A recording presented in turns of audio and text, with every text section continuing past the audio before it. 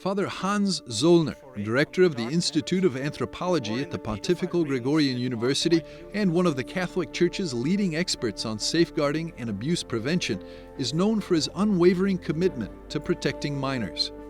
In an interview with EWTN Vatican Bureau's Rome correspondent, Paula Ariazza, Father Zollner discusses measures to safeguard minors in countries plagued by poverty and violence. Thank you so much, Father Hans Zollner, for allowing us to make this interview.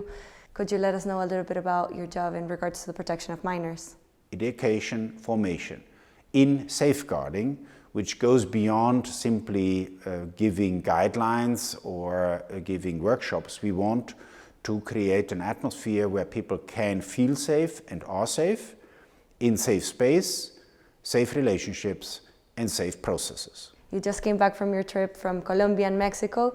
What was the purpose of this trip? I would say there is a lot more to do, but at least the Catholic Church can say that they are engaged in this in basically every country. What is not going well, not only in Latin America, but also in other parts of the world, is how the Catholic Church, its institutions and its responsible persons face what has happened in the past in terms of what type of abuse has happened, who did commit that abuse, who covered it up, and what is being done to reach out to victims' families.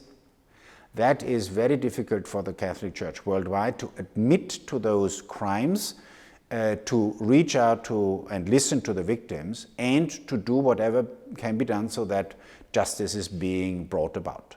Part of that could be education as well. You mentioned that in the Institute you have this culture of education as something important to prevent abuse. Is there anything that could be done? A lot can be done, and a lot has been indicated by the Church itself.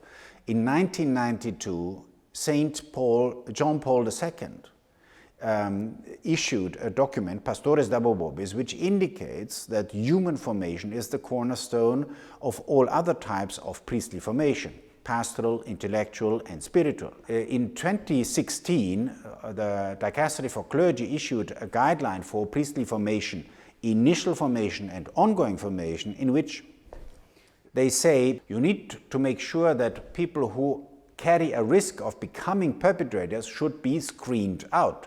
So, which means selection process. I can say confidently that in many places that what the Church urges and obliges to do is not implemented. We have spoken about many factors that promote these cases of abuse or that make it easier for it to happen. We've spoken about violence, poverty, maybe in Latin America, that's a big issue. Do you think that's a reality? Safeguarding work of the Church cannot live only in a bubble where we say in our parish people feel safe and are safe, but when they go on the calle normal, no, and in those barrios pobres, then the people are threatened with death and all types of violence. If you feel and if you see something is going wrong, and if you have an awkward feeling, believe yourself and do something. Reach out to people you trust and who know more than you about how to deal with such situations. Therefore, it is important that within the diocese and the religious communities we have persons who are trained well enough and can counsel and advise what is to do and to whom to direct, for example, allegations or, let me say, perceptions, so that abuse that is going on or abuse that is about to happen is stopped immediately. I think this mission must be really close to the heart for you too. Why did you select to carry on this mission? Victims have reached out to me, many from different parts of the world, of different types of abuse in different settings, church and not church. And many, not all, but many have encouraged me to continue, even if they realize that it is taking a toll on me, on my community, on our institute here, that we have continuously to face also the resistances within the system church, within the organization at different levels, and change is very slow, far too slow in many parts of the world. There is no way other than to engage in what I believe and I reflect upon as what is the core of the mission of the Church. Everything else follows. Padre Hans Zollner, muchísimas gracias. Gracias a usted.